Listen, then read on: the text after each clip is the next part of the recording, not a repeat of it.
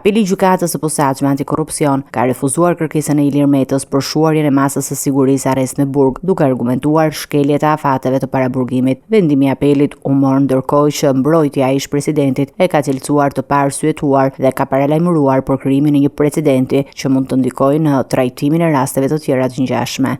Sot ka krijuar një precedent shumë të rrezikshëm, Klodi. Ka krijuar precedentin e mbajtjes peng në paraburgim të presidentit pa gjyq. Teknikalitetet që mund të gjejë gjykata për të justifikuar vendimarrjen e saj që zoti Meta duhet të qëndrojë në paraburgim janë teknikalitete që nuk kanë asnjë vlerë, Klodi. Ju e dini shumë mirë.